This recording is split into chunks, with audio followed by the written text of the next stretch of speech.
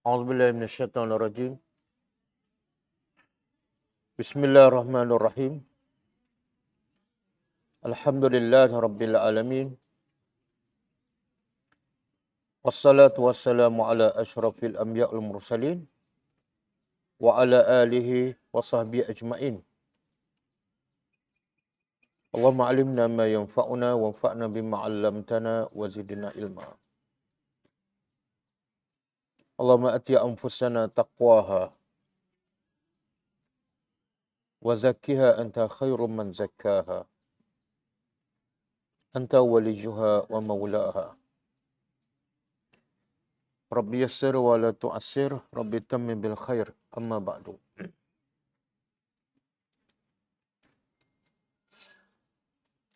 InsyaAllah kita sambung tadabbur surah As-Saffat ayat 22.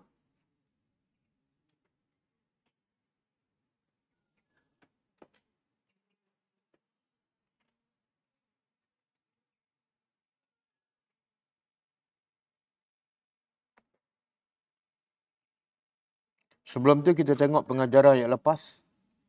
Ayat berapa? Tak dengar lah, Azhar. Tak dengar. Ha, tak dengar.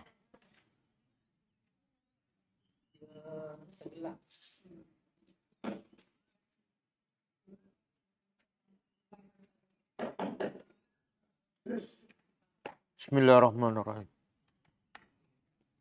Yang mana? Yang ni?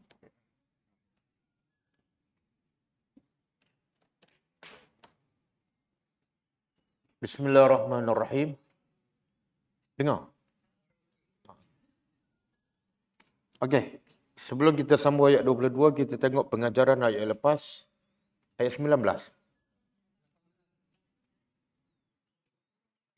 18. Ya, ayat 18. A'udzubillahi minasyaitonirrajim. Qul na'am wa antum dakhirun. Katalah wahai Muhammad, na'am. Kamu juga akan masuk bersama dalam keadaan hina.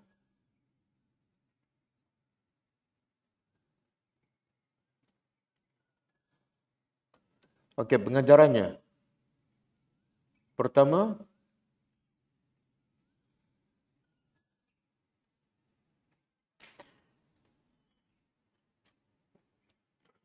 wajib menjawab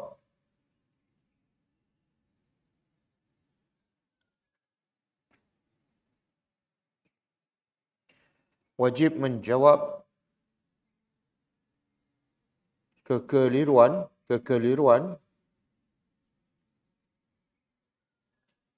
atau keraguan yang ditimbulkan oleh musuh.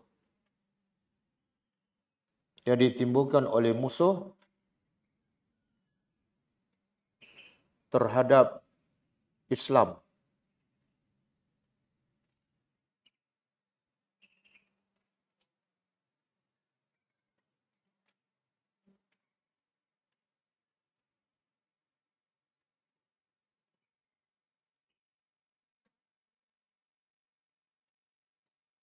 Yang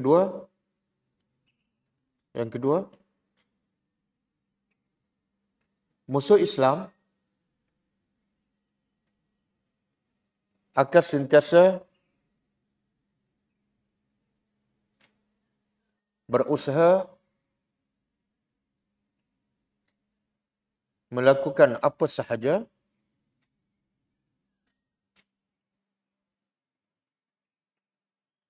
agar manusia jauh daripada kebenaran.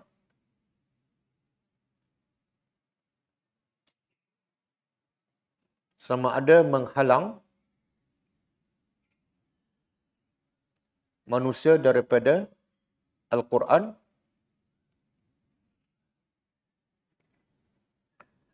atau menimbulkan apa-apa bentuk keraguan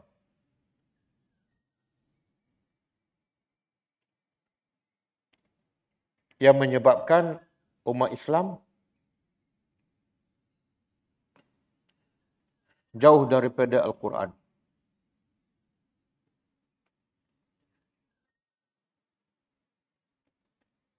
Yang ketiga,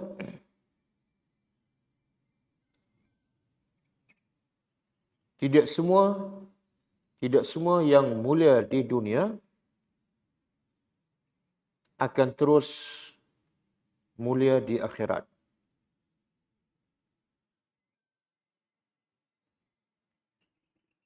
Dan tidak semua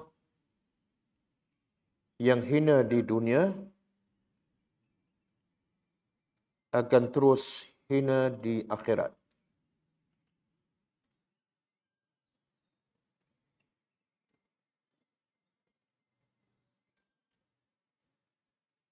Ke ayat 19.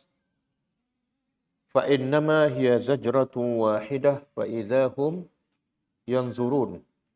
Maksudnya,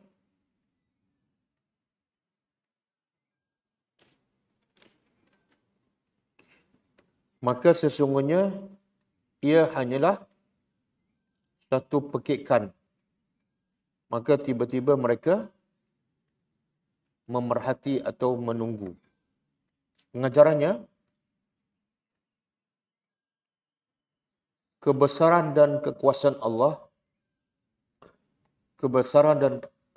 Allah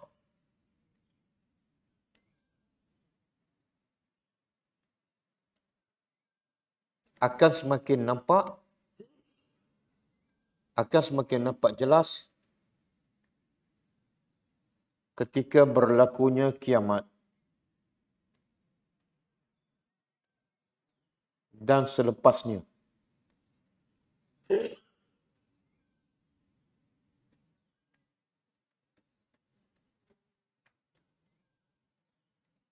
Di mana semua makhluk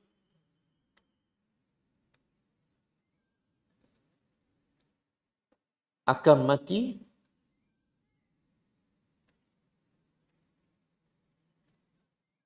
sekelip mata dengan hanya satu pekikan sahaja.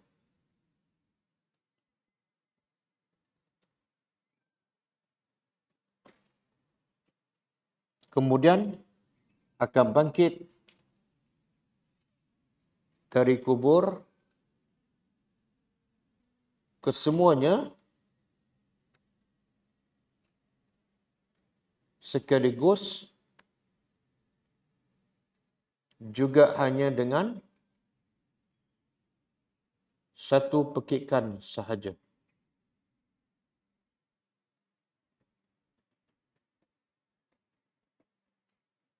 Yang kedua,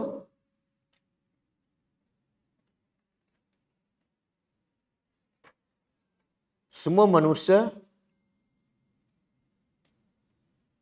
yang keluar daripada kubur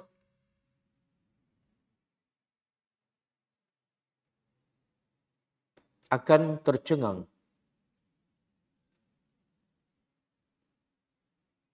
melihat suasana yang tidak pernah dilihat dan sangat menakutkan.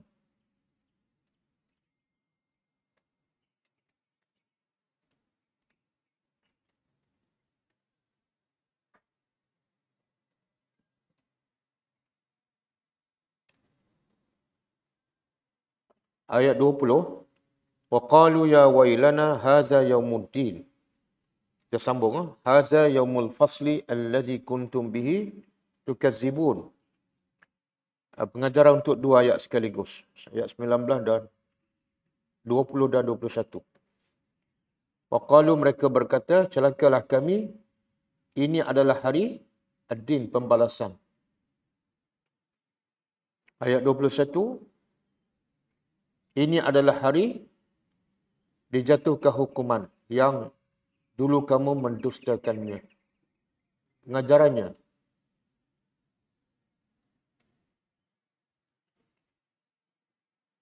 pada hari akhirat, manusia saling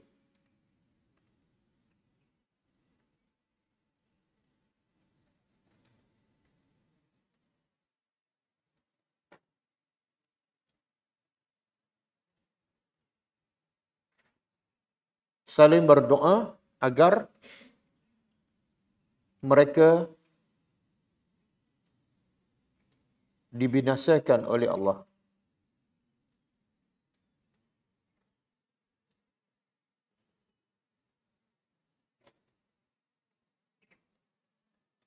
Disebabkan nasib mereka yang sudah diketahui, iaitu mereka akan dihumbang ke neraka.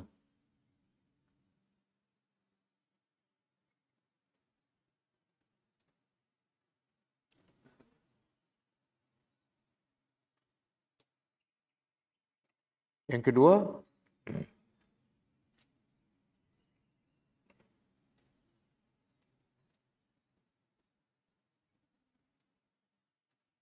manusia akan dihimpun di pada mahsyar dan dibalas mengikut amalan mereka.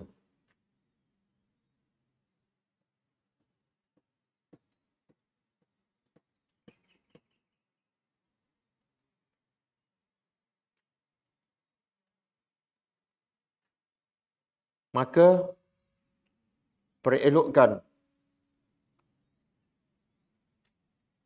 dan perbanyakkan amalan kamu.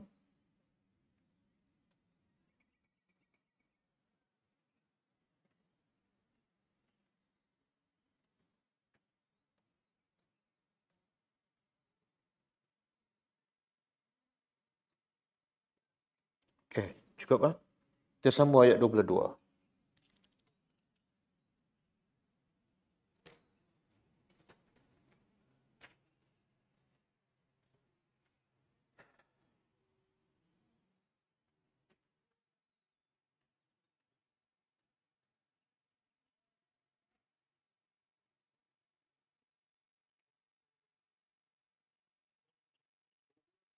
Boleh besarkan? Jom. Tak boleh.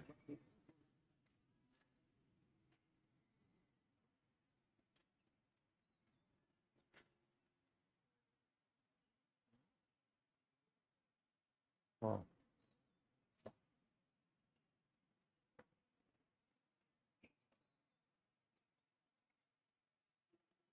Okey, auzubillahi minasyaitonirrajim. Ayat hari ini, ayat 22, kaitan dengan ayat lepas ialah Allah sambung bagaimana suasana keadaan di pada mahsyar. Kalau yang lepas Allah ceritakan bagaimana manusia dibangkitkan semula daripada kubur dengan hanya satu pekikan dan sekelip mata, semua berkumpul di pada mahsyar. Kemudian apa yang berlaku? Allah berkata, auzubillahi minasyaitonirrajim, uhsyuru. Uhsyuru apa makna? Kumpulkan. Daripada hasyrun. Kalau tempat berkumpul, mahsyar. Kalau uhsyuru, himpunkan, kumpulkan.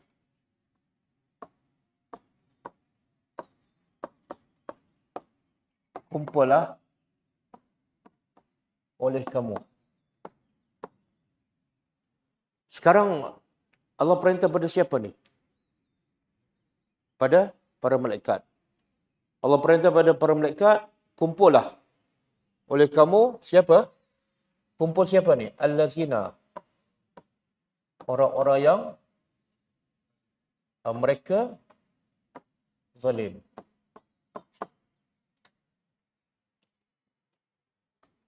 Mereka zalim, Allah tak bagi tahu dalam ayat ni. Mereka zalim pada siapa?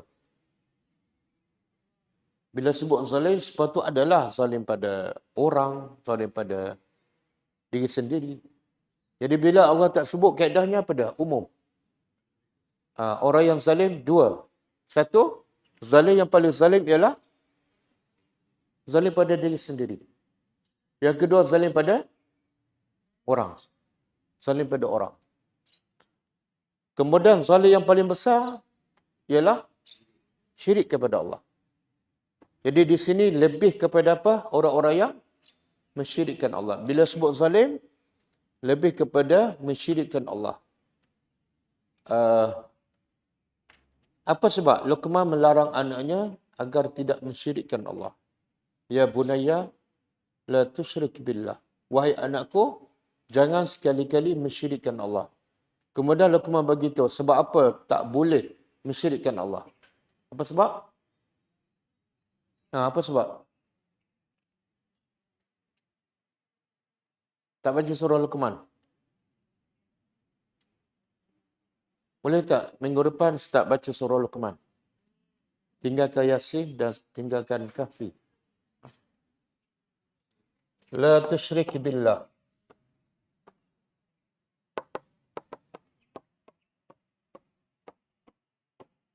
Ya bunayya, la tusyrik billah. Inna syirka la zulmun azim.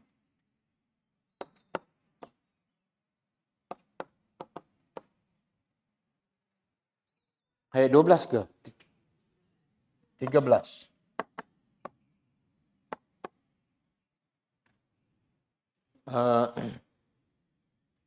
Sebab tu Allah rakam kisah Luqman dalam Al-Quran. Sedangkan Luqman ni orang biasa. Dia bukan Nabi. Orang biasa je. Tapi bila Allah rakam kisahnya dalam Quran dan Allah namakan surah tu surah dengan namanya, menunjukkan apa? Luqman orang yang hebat. Allah ni Tuhan. Allah tak akan rakam ataupun cerita sesuatu benda yang tak hebat. Jadi Luqman orang biasa. Tiba-tiba Allah rakam cerita dia dalam Al-Quran dan namakan surah tu surah Luqman. Cuba bayangkan ada satu surah nama dia surah Abdul Mu'in. Kan? Hebat tak? Hebat. Tapi tak ada, tak mungkin. Makna antara Luqman dengan Abdul Mu'in mana lebih mulia? Luqman kan? Tapi ramai orang dengar Abdul Mu'in ke dengar Luqman? Dengar siapa? Kenapa dengar Abdul Mu'in tak dengar Luqman? Okey, apa kata Luqman? Wa iz qala Luqmanu libni wa huwa ya'izuhu. Hebatnya Luqman, Luqman nak jadikan anaknya hamba Allah, bukan hamba manusia. Siapa yang menjadikan anaknya hamba manusia, dia adalah tidak ada nilai di sisi Allah. Kerja dia, habis masa nak jadikan anaknya hamba pada manusia ataupun hamba pada nafsu. Luqman daripada awal lagi. Ketika anaknya masih kecil, apa kata Luqman? Jangan engkau mensyirikkan Allah. Kamu nak jadi apa tak penting. Nak jadi doktor ke, engineer ke tak penting. Tapi jangan mensyirikkan Allah. Kemudian Luqman beritahu sebab apa tak boleh syirik pada Allah. Inna syirka, syirik pada Allah adalah satu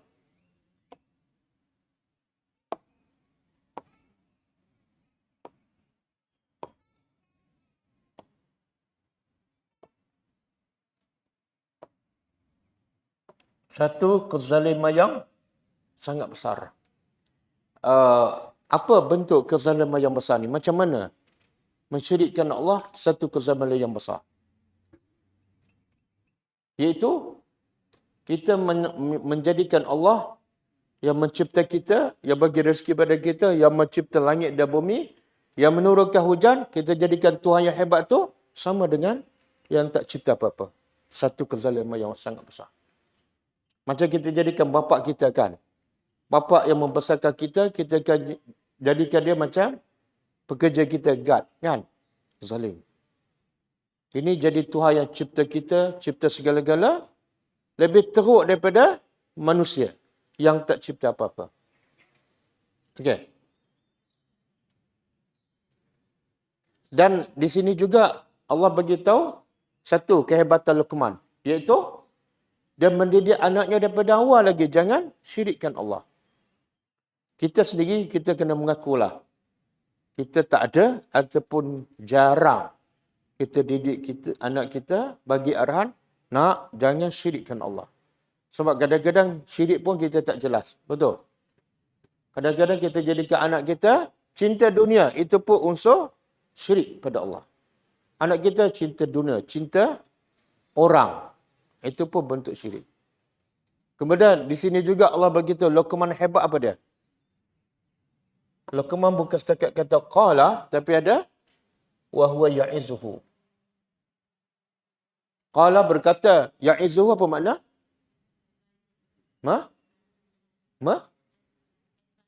Menasihati. Kalau kita belajar bahasa Arab, qala fi'il madhi. Past tense. Tapi ya'izuhu bukan fi'il madhi. Kalau fi'il madhi menunjukkan yang dah berlaku. Kalau ya'izuhu fi'il mudhari'. Menunjukkan apa? Jadi hebatnya Luqman sentiasa bagi nasihat. Kalau sentiasa bagi nasihat, ada satu kelebihan Luqman, iaitu sabar. Kalau kita jarang-jarang bagi nasihat pada anak, itu maknanya kita tak sabar. Dan juga menunjukkan nak didik anak supaya kena Allah, mentauhidkan Allah, satu benda yang sukar, perlu selalu nasihat dan perlu sabar. Sebagaimana saya bersabar dengan pelajar-pelajar. Ya. Okey, kita balik pada ayat kita.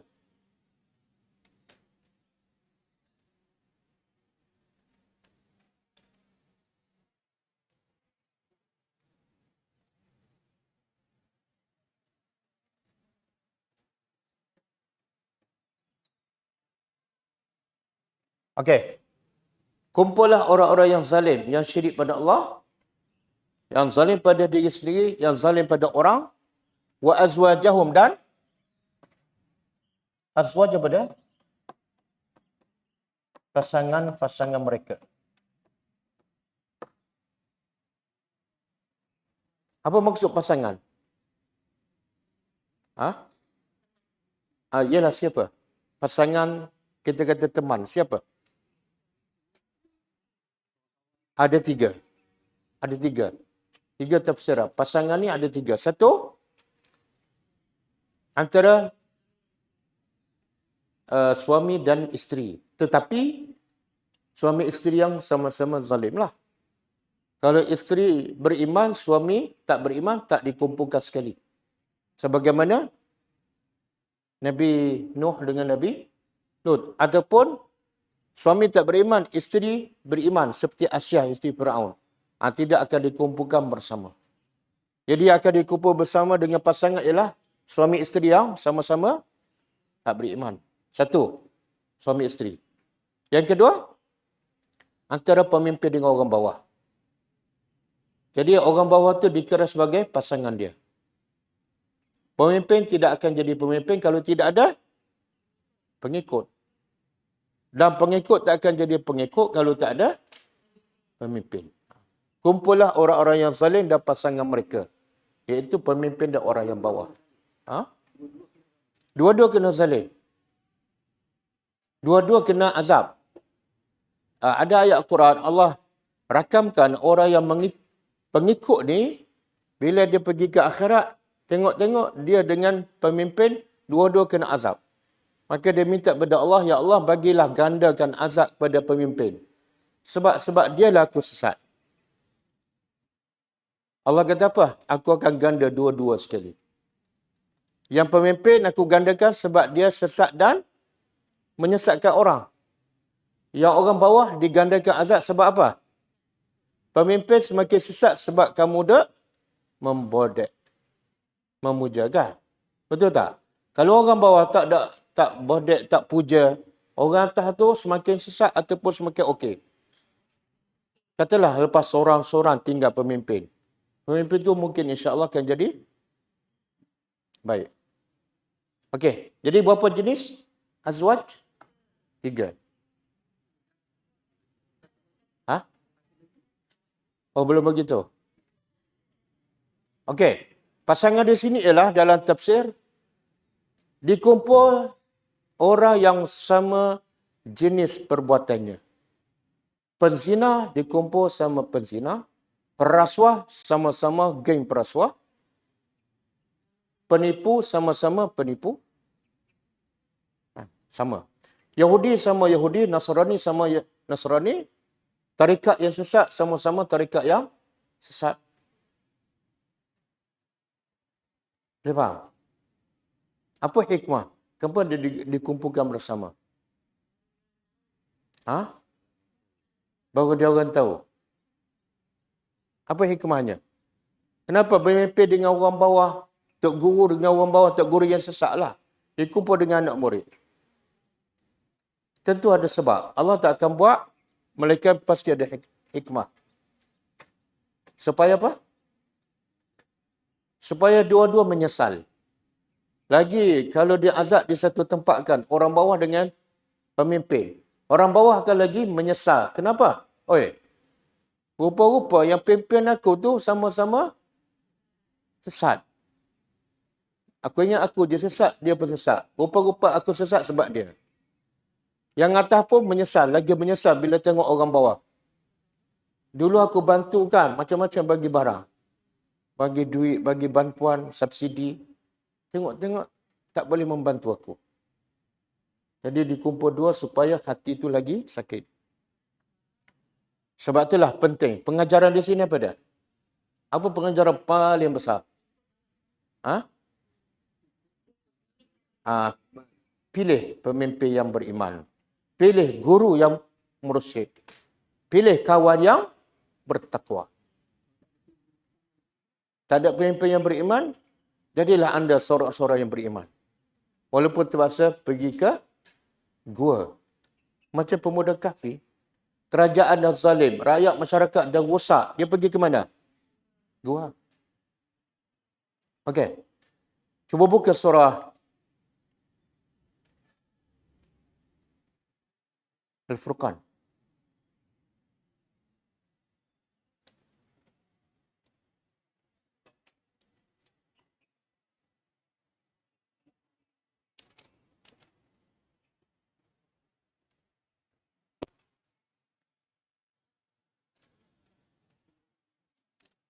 Cuba tengok ayat 27. Okey. Ayat 27. Cuba tengok. Itulah ambil pengajaran. Jangan Allah rakam ni benda yang di akhirat belum berlaku. Belum berlaku. Tapi Allah dah rakam dan Allah sebut dalam Quran supaya apa? Supaya kita belajar, kita tadabbur dan jangan jadi macam yang akan berlaku. Apa dia? Wa yauma. Cuba terjemah. Wa yauma. Pada hari itu. Ya'uddu. Ya'uddu pada? Menggigit. Az-zalim. Orang-orang zalim. Balik pada tadi. Zalim ialah zalim pada diri sendiri, syirik, kufur, buat maksiat. Dan juga kedua, zalim pada orang lain. Ambil hak orang, tak bagi hak orang. Kadang-kadang mak bapak ada tak zalim pada anak-anak? Ada. Macam mana tu? Tak ajar anak agama yang betul. Kan? Tak bagi contoh terbaik. Dan anak-anak ada tak zalim pada mak bapak? Ada. Contoh? Anak-anak zalim pada mak bapak. Ini semua ada mak bapak kan? Pernah tak buat zalim pada mak ayah? Tak pernah? Oh, dah bertaubat dah. Kadang-kadang kita tinggikan suara. Kan? Zalim tak? Zalim. Allah kata, fala taqul lahuma uff. Jangan kamu kata pada mak bapak uff. Uff. Haram. Itu pun zalim. Apa makna uff? Mana ah? Apa makna pula? Tak, sebenarnya Allah nak bagi contoh Al-Quran ni uffin. Fala taqul lahuma uffin. Uff. Sebenarnya Allah bagi contoh Bukan mesti kata of. Bukan mesti kata ah. Saya tak kata oh Ustaz. Saya kata mak ni. Sebenar perkataan of tu maksud contoh. Apa saja perkataan yang menyebabkan mak bapak sakit hati. Masuk semua sekali. Kadang-kadang kita tak cakap apa. Kita celak pada mak bapak. Ha. Dalam hati deginya. Tak cakap. Tapi mata tu. Kadang-kadang kita keluar rumah, tutup pintu dengan kuat, termasuk. Itu zalim. Okey. Tu ada kursi kosong. Kenapa tak ada?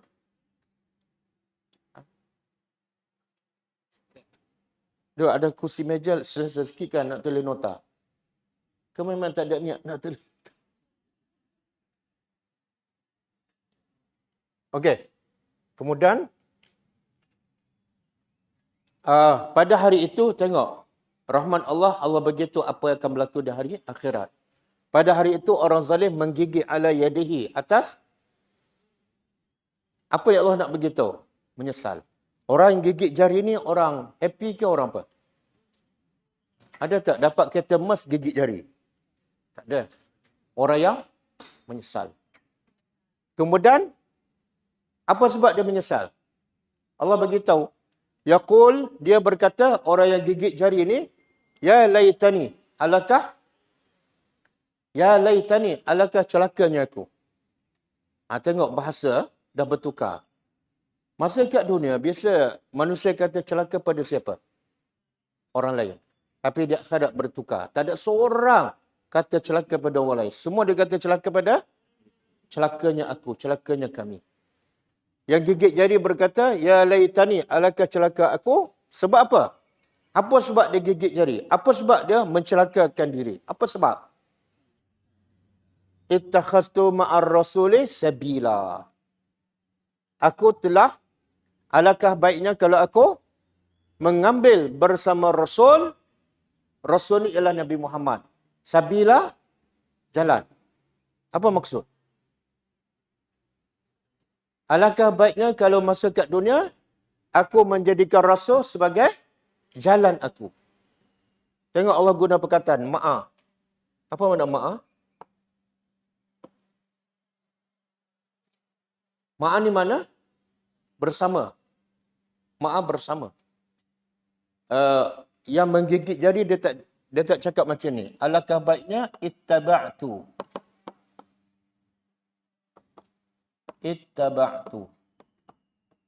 Ittaba'tu Rasul.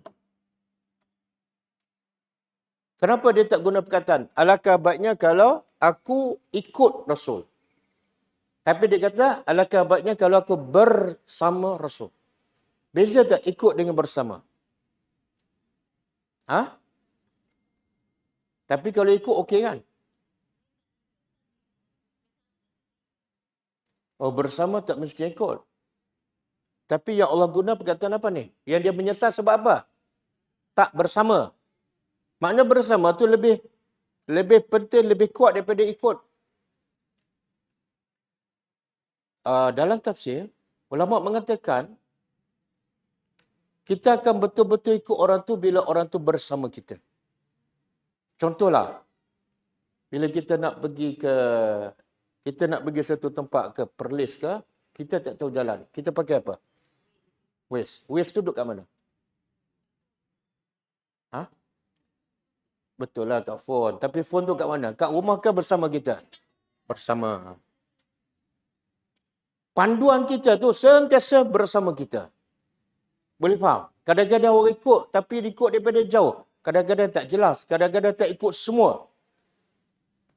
Boleh faham bahasa Al-Quran? Jadi yang akan menggigit jari, sebab apa? Sebab dia tak jadikan Rasul bersama dia dalam perjalanan. Kadang-kadang ikut, kadang-kadang tak. Yang dia nak ikut, tak nak, dia tinggalkan. Macam kita pegang Waze. Kita ikut semua ke separuh je? Ada kita bagi tahu Waze. 5 minit je aku nak ikut. Lepas ni aku tak nak ikut dah. Lelaki. Lelaki. Tapi perempuan ikut lelaki. Sama je. Okey. Kemudian, nak angkat. Lepas tu,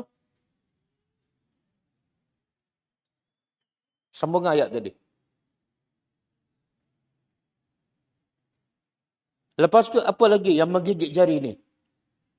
Dia kata, ya wailata, alakah celakanya aku. Lagi. Alakah celakanya aku, laitani,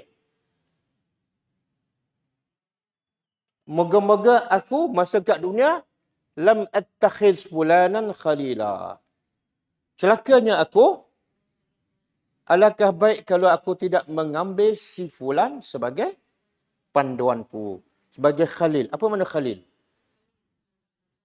Kawan rapat. Jadi manusia jadi celaka sebab apa? Sebab kawan rapat. Sebab guru. Sebab pemimpin. Kalau pemimpin itu beriman, bahagialah dia.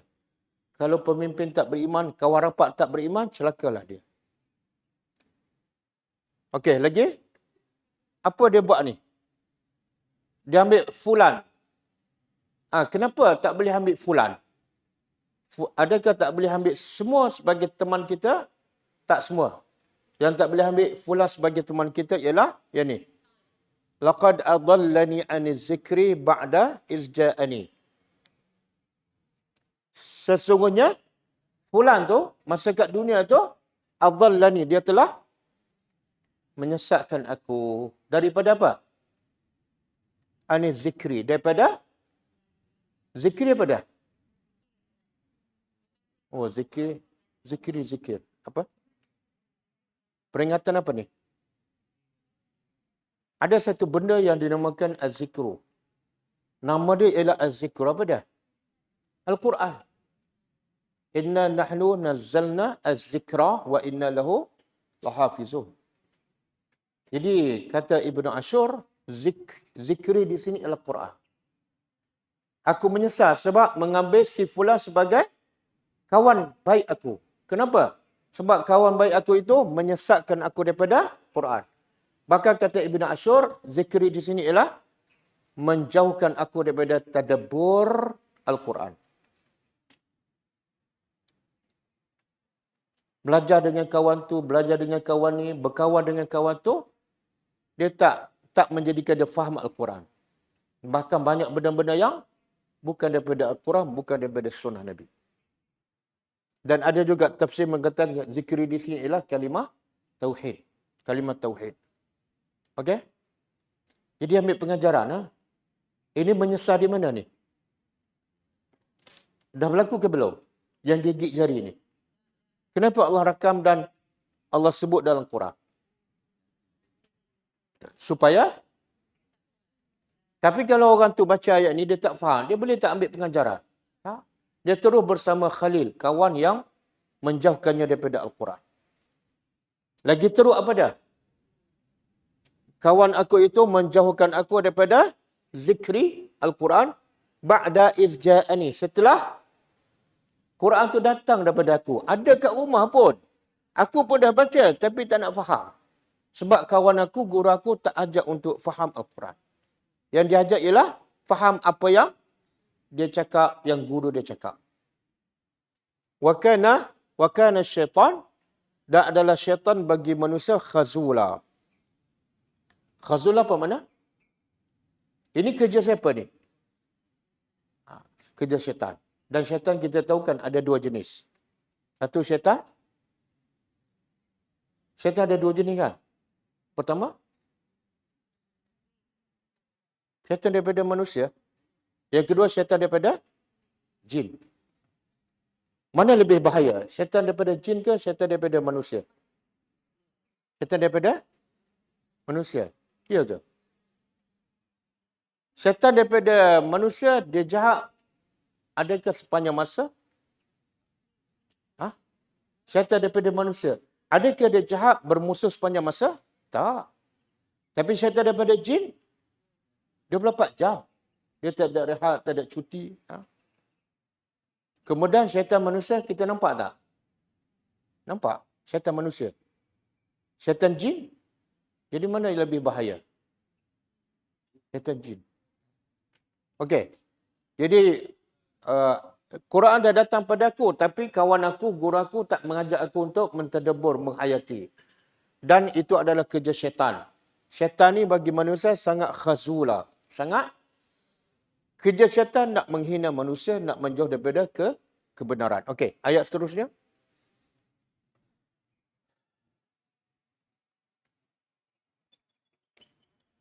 Okey. Ayat ini sepatut kita hafal ni. Dan Nabi sendiri pun mengadu pada Allah. Nabi sendiri mengadu kepada Allah. Agak-agak apa yang Nabi mengadu pada Allah tentang umatnya? Kalau kita sekarang kita mengadu pada Allah tentang apa? Kita ke, pemimpin ke? Biasa secara umum orang mengadu berdoa kepada Allah tentang apa? Tentang masalah apa? Masalah kehidupan, kemiskinan, masalah musibah, betul? Yang dia doa kunut nazilah setiap hari, masalah apa?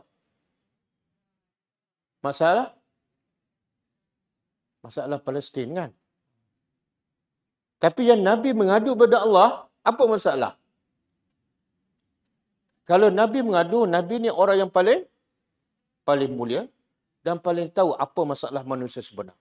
Tengok apa Nabi mengadu kepada Allah. Masalah apa? Wa qala ar-rasul. Rasul berkata, Ya Rabbi, wahai Tuhanku. Nabi mengadu pada Allah, wahai Tuhanku, inna qaumi. Sesungguhnya kaum aku, iaitu umatku, ittakhazu. Mereka, ittakhazu ni makna, mereka mengambil ataupun menjadikan. Hazal Quran ni mahjura, barang yang diabaikan. Boleh faham? Nabi tak pernah mengadu pada Allah umat dia miskin, umat dia ditimpa musibah. Sebab itu adalah proses kehidupan. Dan Nabi mengadu apa dah? Masalah sebenar umat Nabi Muhammad ialah jauh daripada Al-Quran. Apa makna mahjura? Apa makna mahjura? Okey, macam mana? Macam mana diabaikan? Macam mana dia tinggal tu? Dia tak tadabbur lagi? Yang paling penting, dia tak ikut. Macam orang musyrik Mekah kan, faham tak Quran? Faham kan? Orang munafik yang bersama Nabi, tadabbur tak? Tapi bila masuk neraka paling bawah. Jadi isunya apa? Tak buat, tak ikut. Boleh faham? Jadi Nabi mengadu masalah besar umat manusia sebab jauh daripada Al-Quran. Tapi kita sekarang, di mana-mana sahaja, kita ke orang lain ke, pemimpin ke, rakyat ke, rasanya tak ada yang mengadu masalah dia tak faham Quran. Betul tak? Sekarang isu yang heboh kat Malaysia apa dia? Apa yang jadi isu sekarang di Malaysia?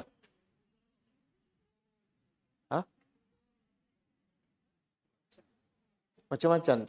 Yang isu yang nampak besar sekarang. Beras. Beras kan? Betul tak? Beras Madani. Beras Madani.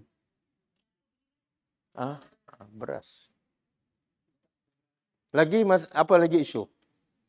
Elemen syariah kat Kelantan. Betul tak? Betul kan? Jadi isu besar. Padahal yang membantah pembatalan elemen itu pun tak faham Quran juga. Betul tak? Jadi mana masalah lebih besar? Batal elemen syariah Kelantan ataupun tak faham Quran? Mana lebih besar? Tengok, Nabi tak pernah cakap pasal makanan, pasal kemiskinan, pasal ekonomi. Nabi tahu semua masalah berpunca daripada jauh daripada Quran. Betul tak? Okey kan? Jadi bila setiap hari, setiap subuh, kita duk baca kunut supaya Allah selamatkan orang Palestin. Antara orang Palestin dengan orang Malaysia, yang mana paling jauh daripada Al-Quran? Ha? Orang Malaysia ke orang Palestin? Kita tahu tak orang Palestin tengah berperang, bom turun, dia baca Quran. Kita bom pun tak ada, perang tak ada, tak baca pun. Betul tak? Yang sepatut orang Palestin baca kunut nazilah untuk orang Malaysia. Betul tak? Sebab mereka ni jauh daripada Quran. Kami kuat sebab Al-Quran. Sebab tu kami berperang. Tapi yang kat lain tu tak mampu nak berperang dengan Yahudi. Sebab mereka tak ada kekuatan. Betul? Setuju? Jadi boleh tak tukar kunut nazilah? Ya Allah, bagilah kefahaman Al-Quran kepada masyarakat Malaysia. Supaya masyarakat Malaysia lebih kuat ataupun sama kuat dengan orang Palestin. Boleh? Ha? Oh, saya karang. Saya karang. Okay. Tapi kalau baca tak boleh baca di masjid, jadi masalah pula kan? Masing-masing bacalah. Nanti saya buat doa tu. Tapi jangan viral doa tu. Okey, kita balik pada ayat kita.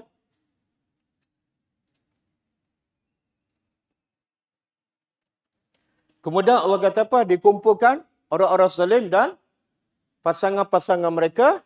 Wa ma kanu ya'budun. Dan apa yang adalah mereka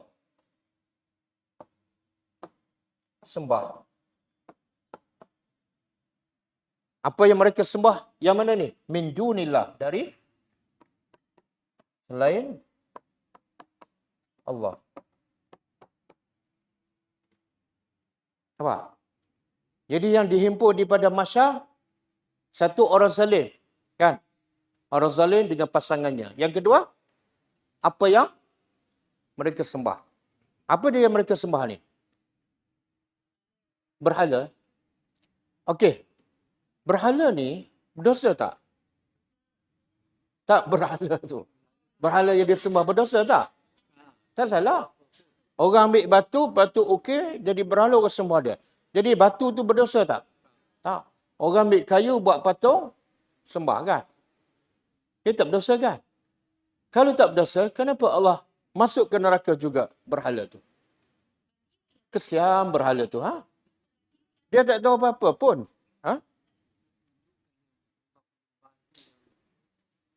Ini antara bentuk azab dalam neraka ada dua. Satu, azab fizikal. Penyembah tu sendiri kena bakar. Panas. Yang kedua, azab mental. Macam mana Allah bentuk bagi azab mental kepada penyembah berhala? Bila tengok berhala, dia biasa, dia sembah berhala kat dunia dengan harapan apa? Apa harapan dia bila dia sembah berhala? Paling-paling kurang kalau aku ada masalah, tolonglah kan. Sebab tu kesembah kamu. Jadi kalau di akhirat aku kena bakar pun, tolonglah. Kan? Sebelum minta tolong, tengok, kena bakar sekali. Ya Allah, satu penghinaan. Rupa-rupa aku sembah benda yang tak boleh buat apa-apa. Nak minta tolong apa? Depan aku kena bakar. Sama. Aku dengan dia sebenarnya sama. Satu penghinaan dan satu bentuk azab mental. Okey?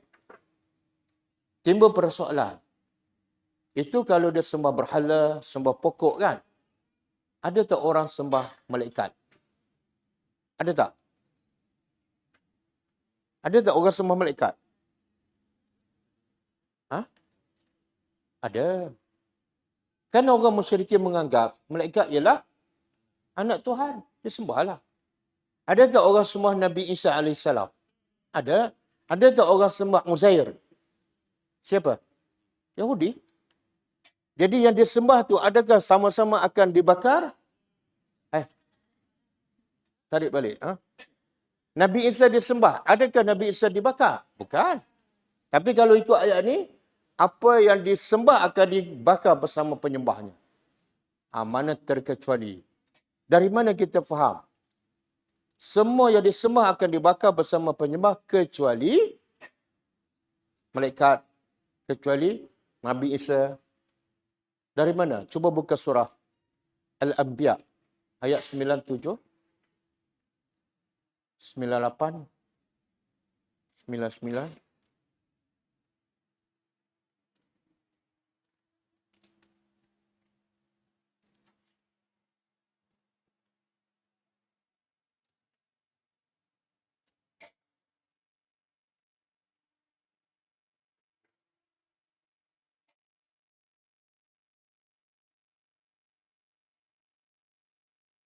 Okey.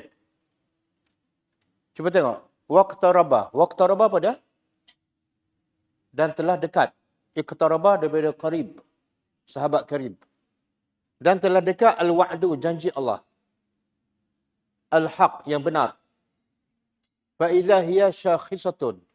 Bila azab Allah, janji Allah dah dekat, maka tiba-tiba syakhisatun absarul lazina kafaru. Orang-orang pandangan mata orang-orang kafir syakhisah. Apa makna syakhisah? Terbeliak. Tengok apa ni? Tengok janji Allah dah dekat. Dah rasa takut, gementar. Kemudian mereka celah berkata, ya wailana. Alangkah celakanya kami, pada kunna fi ghaflatin. Kenapa kami celaka? Sebab dulu kami ghaflah. Apa makna ghaflah? Puncanya lalai. Dan paling besar lalai daripada Al-Quran. Inilah kesannya bila kami dulu ghaflah. Min haza, daripada ini, iaitu daripada peringatan Al-Quran. Bal kunna zalimin. Bahkan kami adalah dulu, baru dia mengaku, dulu kami adalah orang yang zalim.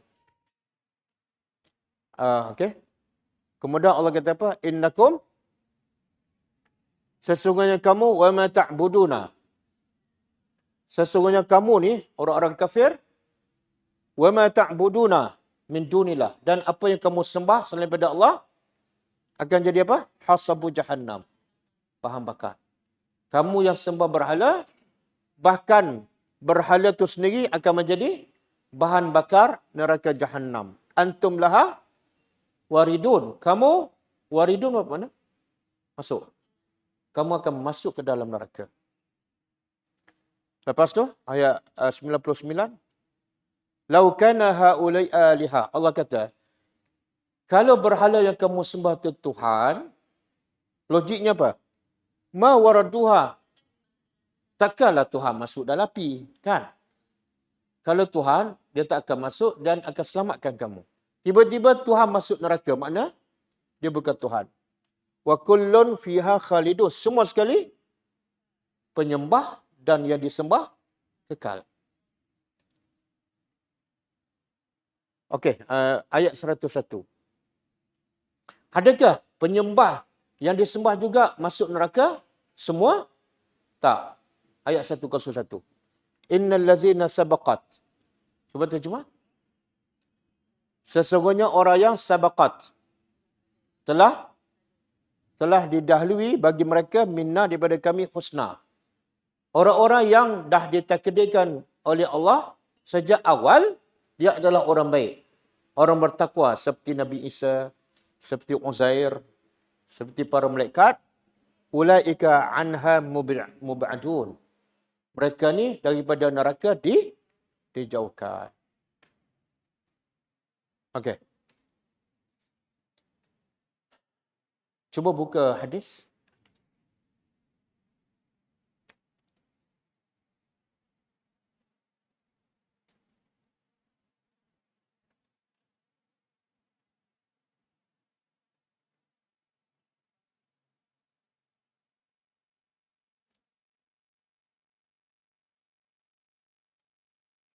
Pentingnya memilih siapa? Memilih kawan, memilih yang paling penting daripada kawan, guru. Sebab kita ni lebih terkesan dengan kawan ke guru? Guru. Ada orang kalau fanatik pada guru, guru suruh buat apa pun. Okey, Nabi kata apa?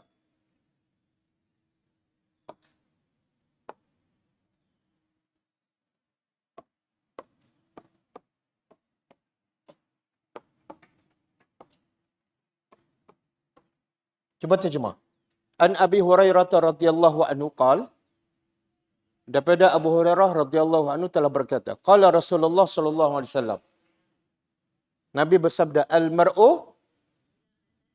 Al-mar'u seseorang itu, seseorang tu Nabi kata, ala dini khalilihi, mengikut din, agama khalil, kawan baiknya. Seseorang itu ikut agama kawan baik, ataupun ikut akhlak kawan baiknya. Fal yanzur, maka Nabi pesan. Sayangnya Nabi pada kita, Nabi wasiat. Fal yanzur, hendaklah berhati-hati, seseorang kamu berhati-hati, man yukhalil, bila pilih kawan atau bila pilih guru, berhati-hati. Jangan hentam je. Jangan semua yang popular, semua dia ambil. Semua dia ikut. Berhati-hati. Okey. Pesan pada anak kita ni. Anak kita, ramai anak-anak, pelajar-pelajar, remaja rosak sebab apa? Sebab kawan. Kat rumah okey, bila di luar, jumpa kawan di asrama. Okey, cuba buka hadis satu lagi.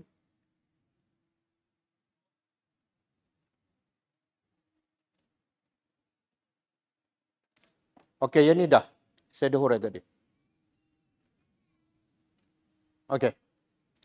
An Anas radhiyallahu anhu anna a'rabiyan.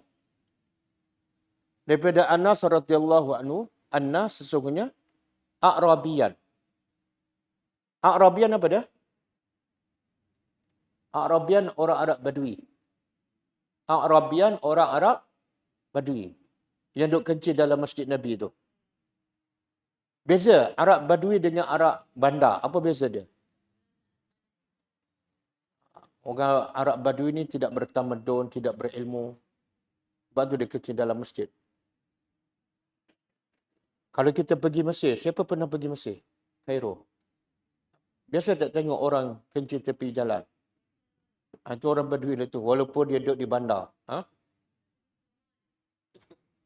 Okey. Orang Arab Badui, walaupun dia tak bertamadun, tapi soalan dia, soalan tentang agama. Mata sa'ah. Soalan dia. Mata sa'ah. Bila kiamat? Kita sendiri ni bukan orang Arab Badui. Belajar pun banyak. Tapi tak pernah tanya soalan bila kiamat. Betul tak? Sebab kita sentiasa minta panjang umur. Kiamat-kiamat tak nak. Okey. Qala Rasulullah. Dengar jawapan Rasulullah. Qala Rasulullah SAW. Ma addatta laha. Nabi tahu tak kiamat bila? Tak tahu. Orang sehebat Nabi tak tahu. Jangan pula ada seorang pengarah buat filem tentang kiamat. Nabi tanya balik orang Badui. Ma addatta laha. Apa yang kamu telah buat? Persiapan. Tengok, Nabi ni seorang murabbi, seorang pendidik yang hebat. Nabi akan menjawab kepada persoalan yang lebih besar. Bila kiamat tak penting, tapi yang lebih penting daripada bila kiamat ialah apa persiapan kamu? Kalau tahu tarikh kiamat sekalipun, tapi tak buat persiapan, tidak ada faedah. Okey, apa jawapan orang Badui ni? Tengok, simple je. Persiapan aku ialah hubbullah wa rasuli. Aku cinta pada Allah dan Rasul. Dalam riwayat lain, kata Arab Badui ni, aku tak bersedia dengan banyak solat, dengan banyak puasa, dengan banyak sedekah. Tetapi, aku sangat cinta Allah dan Rasul. Dan dengar respon Nabi apa dia? Bila dia kata dia sangat cinta pada Allah dan Rasul, Nabi jawab, Anta ma'aman ahbabta. Anta ma'an man ahbabta. Engkau akan bersama dengan orang yang engkau cintai. Subhanallah. Tengok, engkau akan bersama. Kat dunia engkau bersama orang tu, di akhirat pun engkau akan sama di akhirat. Bersama orang tu juga. Jadi tengok, kalau orang yang bersama kita tu tak beriman, tak mengajak kita pada Al-Quran, maka di akhirat besok, kita akan bersama dialah ke neraka.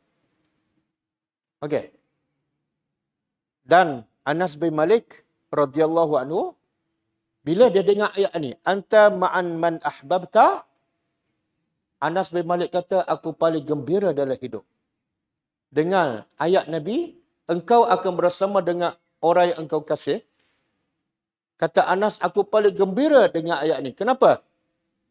Sebab kata Anas, aku sangat cinta Allah dan Rasul. Semoga aku bersama Allah dan Rasul dalam syurga. Okey.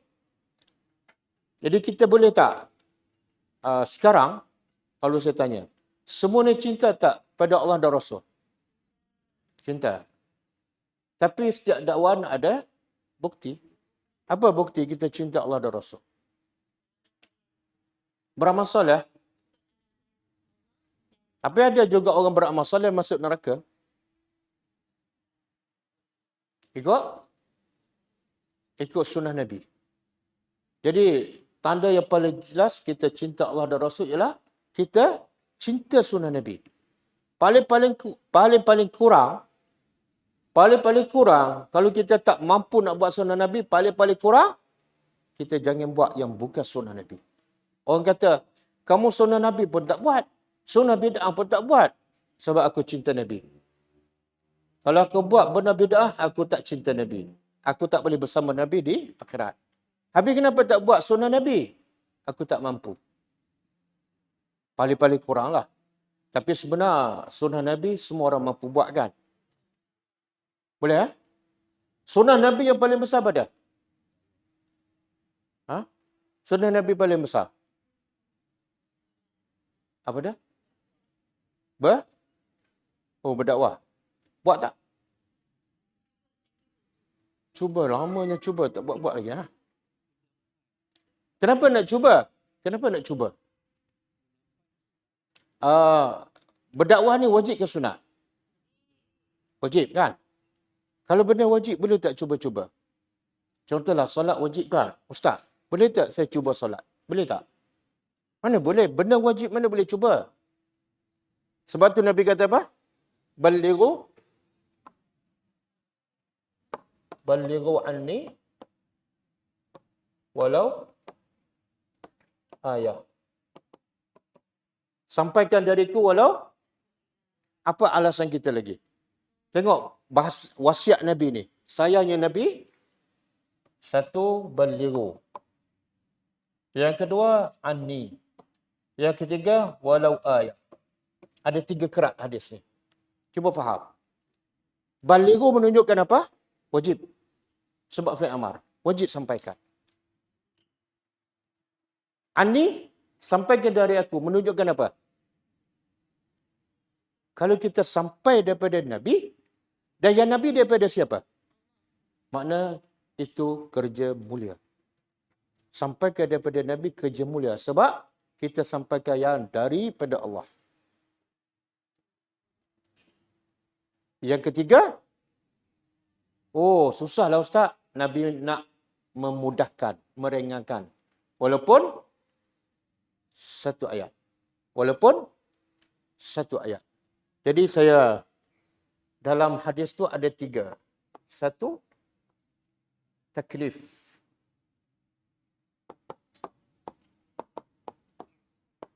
Taklifun. Yang kedua, tashrifun.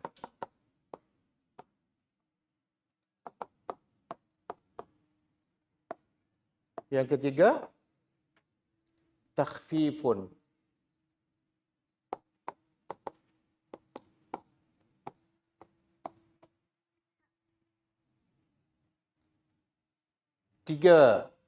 Hadis yang pendek tu ada 3 bahagian.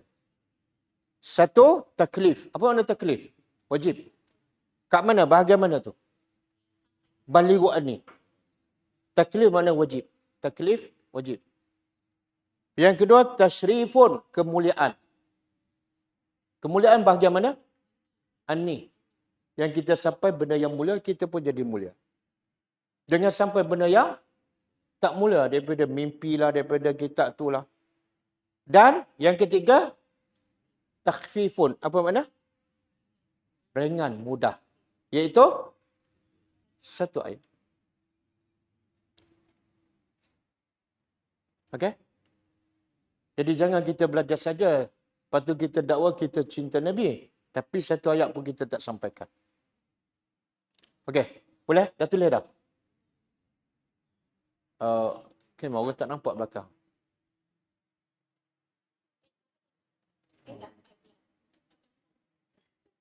Satu, apa dah? Taklifun, iaitu wajib. Yang kedua, tashrifun, iaitu kemuliaan. Yang ketiga, takhfifun, iaitu ringan, mudah.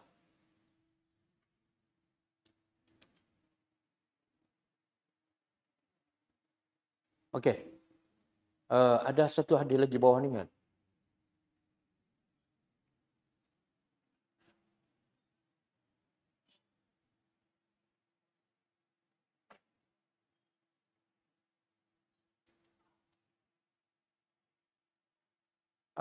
Yang bawah sekali.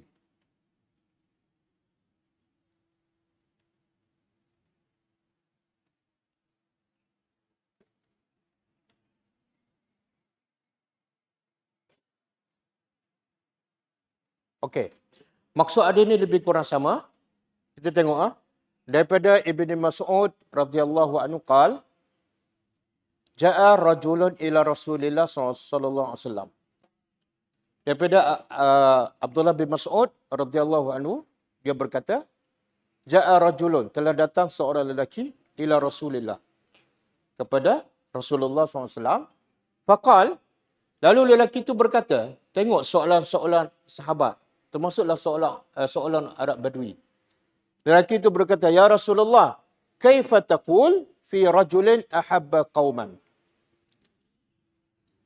Kaifa taqul?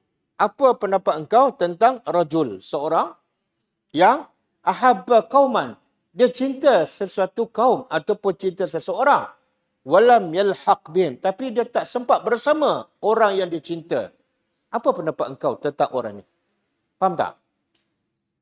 Faham? Contohlah, kita suka pada seorang guru sebab dia mengajar benda yang baik, ajak pada sunnah, tapi dia dah mati dah. Kita tak sempat bersama dia.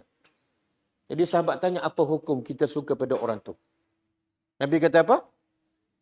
Faqala Rasulullah sallallahu alaihi wasallam, al-mar'u ma'a man ahabba. Hadis muttafaqun alaih. Al-mar'u ma'a man ahabba. Ayat pendek, tapi kalau kita faham, menyejukkan hati. Nabi kata seseorang itu akan bersama orang yang dia cintai, walaupun orang tu dah mati. Nabi hidup lagi tak?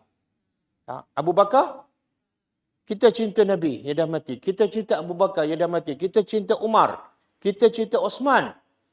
Tapi kena ada bukti. Kita ikut semampu mungkin sunnah mereka. Di akhirat kita akan jumpa mereka. Tapi kalau asyik cinta pada guru, guru pula tak ajak kita pada sunnah Nabi, kita akan bersama guru itulah di akhirat besok. Okey?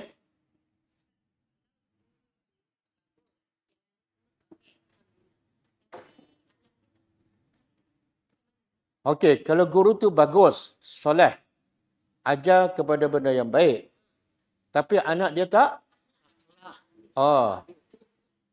guru tu bagus, tapi akhlak tak bagus. Tak baguslah tu.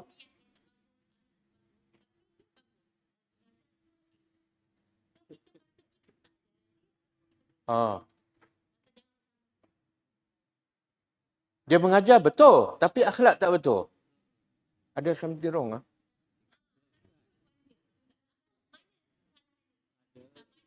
Kesalahan dia tak ikhlas lah. Orang kalau ikhlas, sebelum dia cakap, dia buat. Sebelum dia cakap, dia buat. Maka sebab tu akhlaknya akan jadi cantik. Tak ada benda yang dia cakap, melainkan dia telah buat. Saya bagi contoh. Ada seorang guru alim besar, saya lupa di mana, di Madinah ke di Iraq. Jadi ada seorang ni jadi hamba kepada seorang syekh. Dia nak syekh tu merdekakan dia.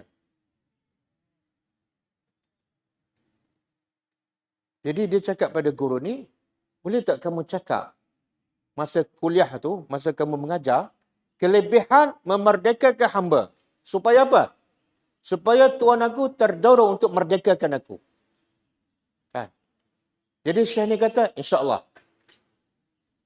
Jadi hamba ni pergi besok, tok guru tak cakap pun. janji nak cakap. Minggu depan tak cakap. Bulan depan tak cakap.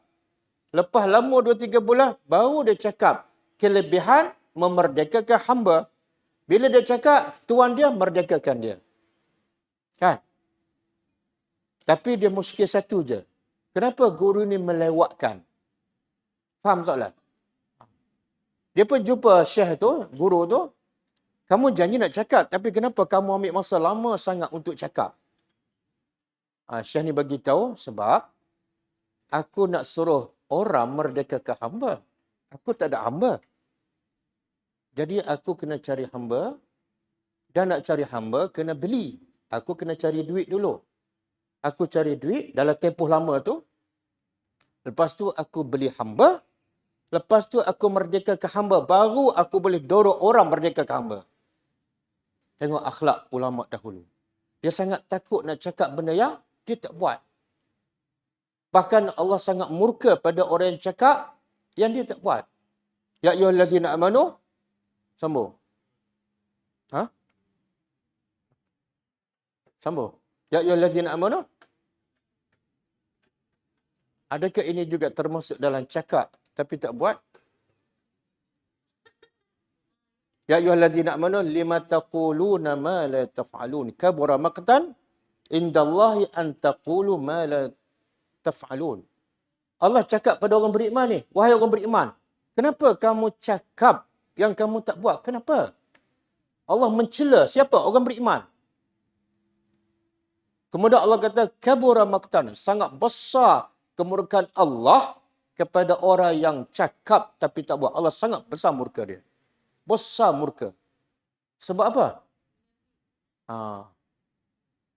Satu. Yang kedua, Allah sebut dalam surah Al-Baqarah, atamuruna an-nasa bil birr wa tansawna anfusakum wa antum tatluna al-kitab afala taqilun. Adakah patut Allah mencela? Adakah patut kamu suruh orang buat baik? Kamu suruh orang sedekah? Kamu suruh orang pergi masjid? Tapi kamu tak pergi. Adakah patut kamu suruh orang baik dan kamu lupa diri kamu untuk buat baik? Dan kamu baca kitab, baca ayat, baca hadis. Afala ta'qilu, kamu tak ada akal ke? Kamu nak orang masuk syurga, kamu nak masuk neraka. Tak ada akal ke? Jadi, jawapan pada soalan kalau orang tu cakap benda yang baik tapi tak ada akhlak. Nasihat saya, jangan ikut. Sebab, dia guru ni dia kena ada satu kelebihan iaitu mursyid. Mursyid apa makna? Dia akan, sebelum dia cakap, dia jadi contoh akhlak pada orang yang dia cakap. Itu sebenarnya lebih berkesan. Bila dia tak buat apa yang dia cakap, dia tak ikhlas. Dia ada udang di sebalik mi. Okey? Hafal hadis ni. Pendek je. Al-mar'u ma'aman ahabba. Oh, kalau kita cinta Nabi, dah tunjukkan cinta Nabi. Ikut seberapa mungkin sunnah Nabi. Daripada bangun awal pagi sampai tidur. Contohlah, benda simple je. Lepas makan, Nabi suruh jilat jari. Kan? Jilatlah. Orang kata, laparnya berapa hari tak makan? Tak, aku cinta Nabi. Kamu sentiasa kenyang tapi tak cinta Nabi. Jangan cakaplah, contohlah. Simple aja. Nabi kata bila makan, tumpah. Sunnah Nabi beda. Kutip. Orang kata apa? Kotor. Nabi kata kutip. Sunnah Nabi. Aku cinta Nabi. Boleh? Kenapa kamu pergi masjid penat, lelah? Sebab aku cinta Nabi. Nabi sentiasa. InsyaAllah orang macam ni di akhirat akan bersama. Okey. Boleh? Dah hafal dah? Al-mar'u ma'aman. Okey, cuba baca. Maksud dia? Aku bersama seseorang. Jangan, Arab dah betul, Melayu pula salah. Seseorang itu bersama orang yang dia cintai. Okey, kita balik pada ayat kita.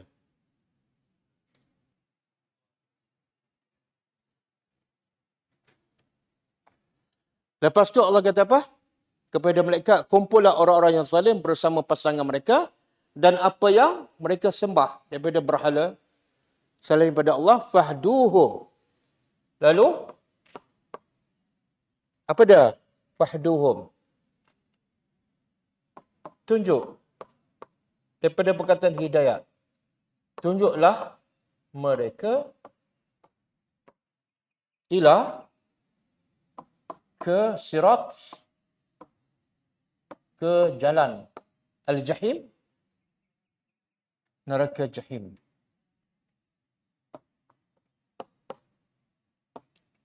Jahim ni salah satu nama neraka. Apa makna jahim dalam bahasa Arab? Tulis Al-jahim makna dia sangat-sangat panas. Syiddatul hararah. Jahim makna dia sangat-sangat panas.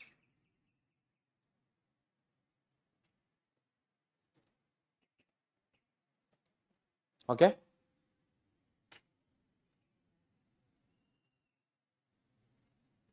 Tengok dalam dua ayat. Bermula daripada apa ni? Bermula daripada zalim, syirik. Bermula daripada zalim, syirik, zalim pada diri sendiri, zalim kepada orang, dan berakhir dengan neraka jahim. Jadi, nak mengelak masuk neraka jahim, jangan zalim. Okey, ayat seterusnya. Waqifuhum dan qif. Dan qif, tahan. Tahan mereka. Tahan untuk apa ni? Innahum, sesungguhnya mereka mas'ulun. Apa makna mas'ulun? Akan disoal.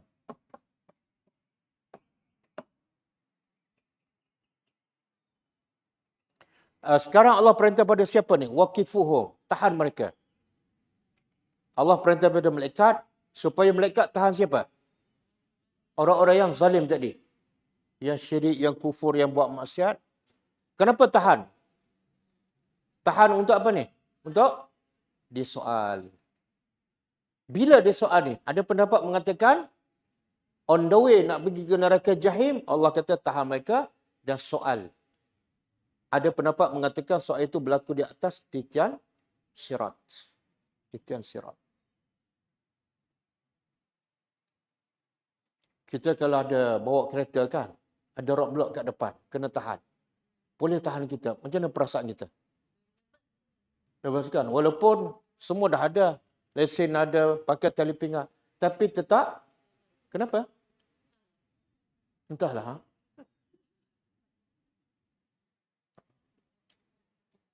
Cuba bayangkan, kita ditahan di sini. Apa jadi? Allah kata pada malaikat, tahan, tanya soalan. Apa soalannya? Benda mana ni Allah cerita ni supaya apa? Supaya kita faham dan kita hayati. Cuba bayangkan bagaimana kalau aku diheret menuju ke neraka, lepas tu kena tahan pula. Dia kena soal. Apa soalannya?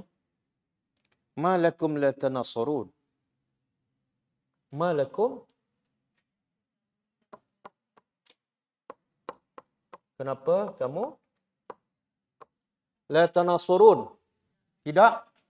Kenapa kamu tidak tolong menolong?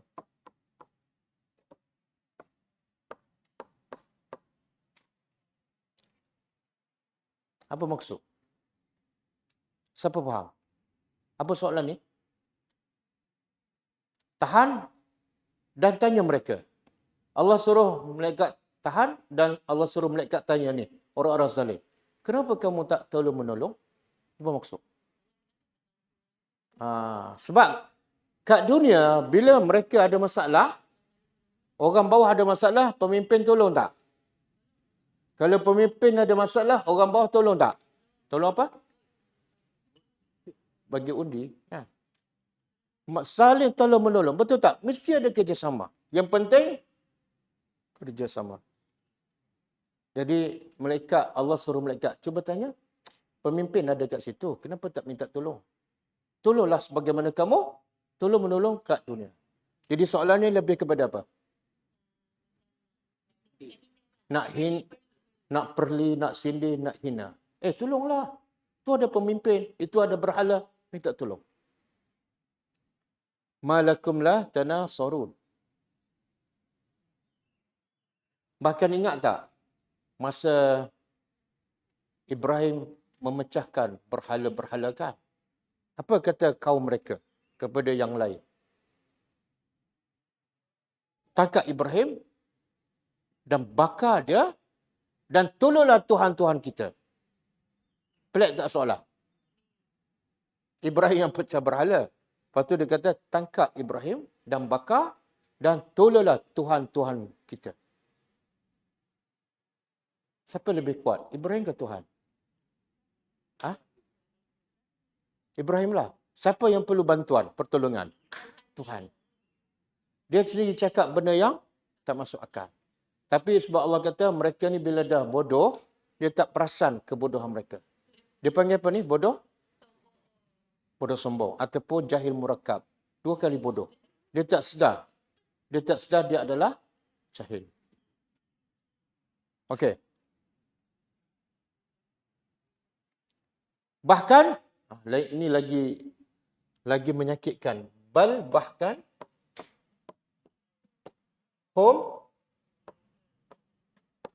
mereka bukan setakat tak boleh menolong, tolong-menolong, bantu-membantu. Bahkan, mereka al-yaum, hari ini, mustaslimun. Semuanya surrender. Menyerah diri. Pemimpin serah diri, orang bawah serah diri, tok guru serah diri, pengikut serah diri. Semua tak boleh buat apa-apa. Okey.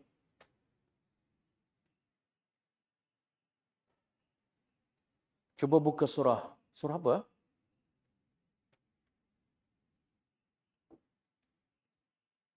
Cuba buka surah ni, Azhar.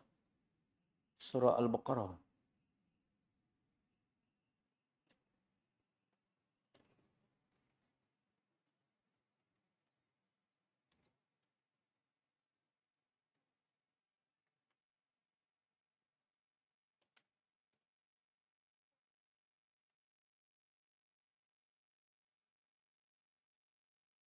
Okey.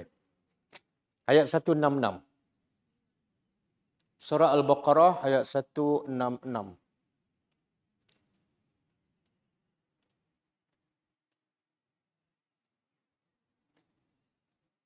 Tengok Allah rakam bagaimana pemimpin dengan pengikut dia di akhirat besok. Kalau kat dunia, hubungan sangat rapat. Saling tolong-menolong. Tapi bila di akhirat, Allah kata apa? Okey, jumpa. Auzubillahi minasyaitanir rajim. Is, ingatlah ketika mana tabarra'a. Tabarra'a apa makna? Tabarra'a berlepas diri. Siapa ni yang berlepas diri? Allazina tubi'u. Orang-orang yang diikuti. Orang yang diikuti ni siapa? Pemimpin lah. Orang yang diikuti. Pemimpin lah. Sebab pemimpin diikuti kan.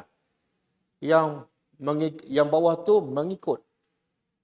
Ketika mana pemimpin berlepas diri minal lazina taba'u. Daripada orang-orang yang mengikut. Dia kata, aku tak kenal kamu. Aku tak tahu siapa kamu. Wara'awul azab. Bila ni mereka berlepas diri pada orang bawah dia? Bila mereka melihat azab. Dah betul-betul nampak azab. Baru dia buat-buat tak kenal kepada orang bawah. Kemudian wataqatta'at bihimul asbab. Dan apa ni? Terputus. Taqatta'at terputus. Asbab? Asbab sebab-sebab lah. Apa maksud? Terputus sebab-sebab. Kalau kat dunia, orang atas dengan orang bawah, macam-macam sebab untuk bantu dan selesai masalah. Tapi di akhirat Allah kata, semua sebab untuk membantu dah terputus. Tidak ada jalan dah. Kemudian, ayat 167. Tadi kata siapa? Pemimpin kan? Orang bawah pun ada pendapat dia. Apa kata orang bawah? وَقَالَ الَّذِينَ اتَّبَعُوا. Kata pula orang yang pengikut orang bawah. لَوْ أَنَّ لَنَا كَرَّةً. Jikalau Sesungguhnya kalau bagi kami ada karratan. Karratan ni mana? Peluang untuk balik semula ke dunia. Kalau kami ada peluang untuk balik semula ke dunia, apa kami nak buat dengan pemimpin kami ni? Fanatabarra'a minhum kama tabarra'u minna. Kami akan berlepas diri daripada mereka sebagaimana mereka berlepas diri daripada kami di akhirat. Tapi ini adalah angan-angan kosong kan. Boleh tak balik semula ke dunia? Maknanya kalau balik semula, katalah dibenarkan balik semula ke dunia, dia nak buat apa? Ada nak tinggal pemimpin. Keluar parti. Masuk parti lain. Kemudian Allah kata kazalika yurihimullah. Begitulah Allah tunjukkan amalan-amalan mereka hasarat. Semuanya sia-sia. Dia sedekah sana, buat projek ni, buat projek tu, pergi Mekah, semuanya sia-sia. Wa ma hum bi kharijina minan nar. Bahkan mereka masuk neraka dan tak akan keluar untuk selama-lamanya. Okey, bolehkah? Kita belajar berapa ayat gini? Banyak tu berapa? Surah As-Saffat 22 sampai 26 kan? Yang lain? Surah Luqman, Surah Al-Baqarah, Al-Furqan. Rasanya lebih pada 10 kan? Okey, cinta tak Nabi? Apa tanda kita cinta Nabi? Cinta yang paling jelas. Sampaikan walau satu ayat. Tengok baru je cakap dah lupa dah. Kita belajar 10 ayat lebih, 15 ayat kan. Sampaikan walau satu ayat. Bagi tahu ni. Yang Nabi kata sampaikan dariku walau satu ayat. Ada berapa potongan? 3. 1. Taklif. Yang kedua? Tashrif. Yang ketiga? Sampaikan. Masuk Facebook bagi tahu. Adakah anda cinta Rasulullah? Kalau cinta, buat. Walaupun satu ayat. Sebelum ni, dalam Facebook ke Instagram ke, banyak yang disampaikan. Tapi bukan daripada Nabi. Itu satu kehinaan. Hina tak kita? Ada yang mulia, ada yang sahih daripada Quran dan hadis. Kita sampai yang daripada manusia yang penuh dengan nafsu. Hina tak kita? Hina. Ada benda baik, kita sampai benda yang kurang baik. Okey, ada soalan?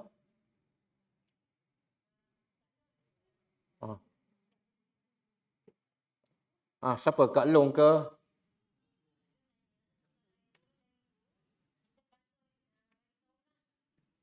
Macam mana?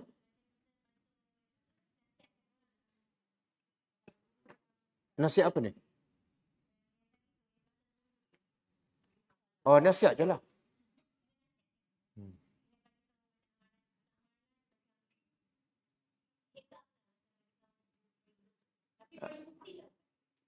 Apa dia?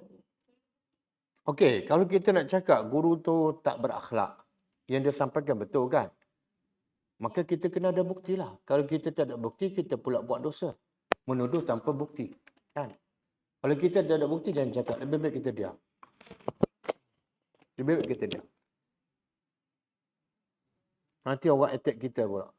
Kamu pun lebih kurang je. Jangan buat sesuatu yang tak menyelesaikan masalah. Bahkan menambahkan masalah. Okey, ada soalan lain?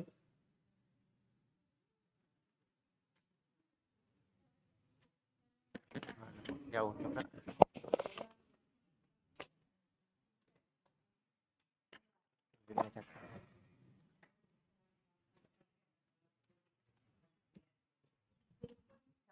Lagi. Tapi kita masih dalam proses mencuba. Adakah itu sama? Boleh ulang soalan? Tadi Ustaz cakap siapa yang cakap tak serupa bikin kan? Dia bagi nasihat suruh pergi masjid, suruh tahajud, suruh baca Quran, tapi dia pun tak adalah hebat sangat. Faham tak? Maksudnya kononnya saya lah. Saya cakap pasal saya. Macam kita nak nasihatkan macam suami kita, anak-anak kita, tapi kita pun masih dalam pembelajaran, macam tak adalah Ah, hebat pun sangat. okey. Adakah itu considered yang munafik tadi tu? Okey. Kita nak sampaikan yang baik yang kita belajarkan. Tapi kita sendiri pun tak sempurna sangat kan. Okey. Kita sampaikan apa yang kita dah buat. Banyak tak benda yang kita dah belajar dan kita dah buat? Banyak tak? Sampai yang tu. Yang kita belum buat jangan sampai. Jadi orang kata kamu tak buat. Yang ni, yang tu saya tak cakap. Yang saya cakap yang saya dah buat. Ha?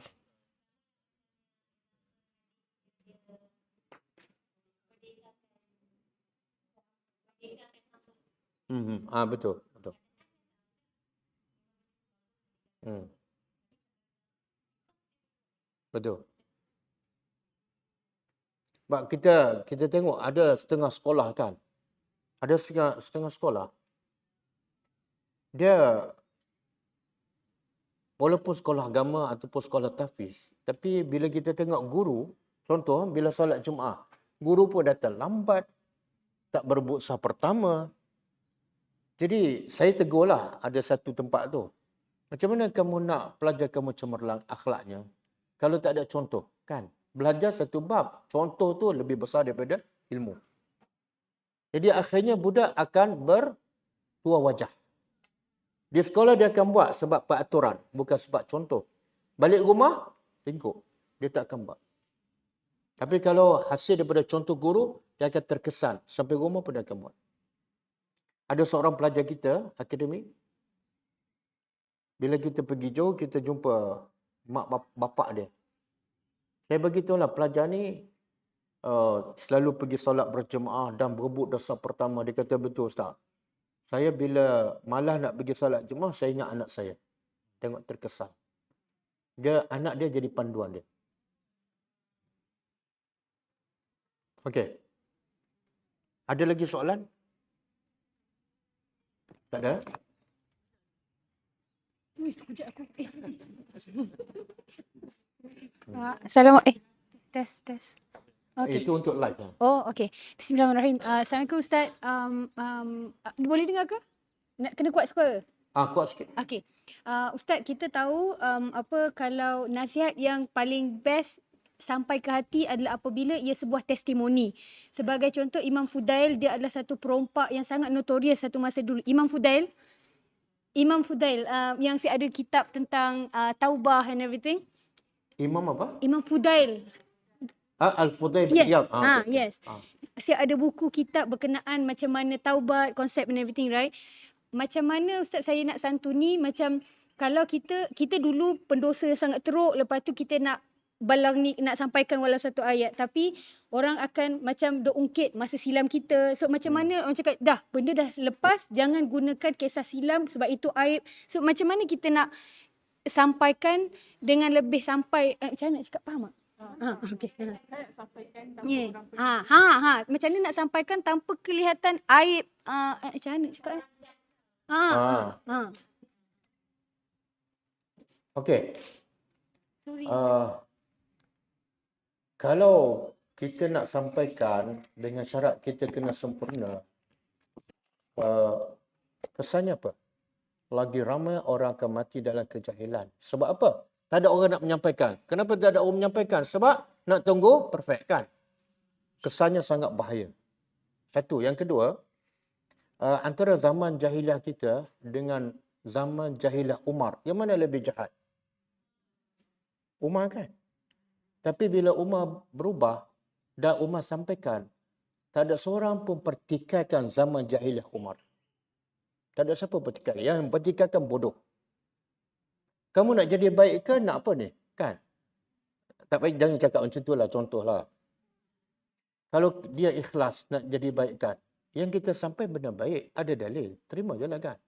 Dan yang saya cakap ni saya buat. Dan yang zaman jahiliah tu saya dah tinggal.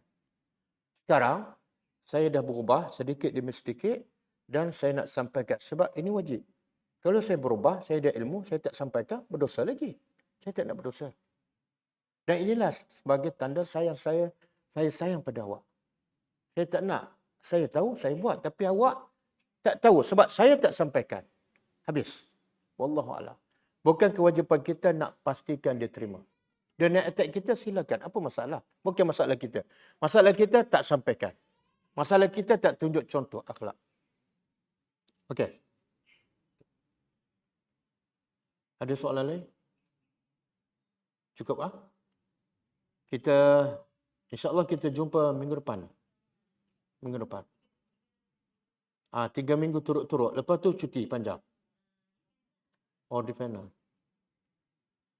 Okey, kita tutup dengan tasbih kafarah. Subhanakallahumma wa bihamdika. Asyhadu an la ilaha illa anta astaghfiruka wa atubu ilaik. Assalamualaikum warahmatullahi wabarakatuh. كتاب الله ترق جنانه وتنى العظيم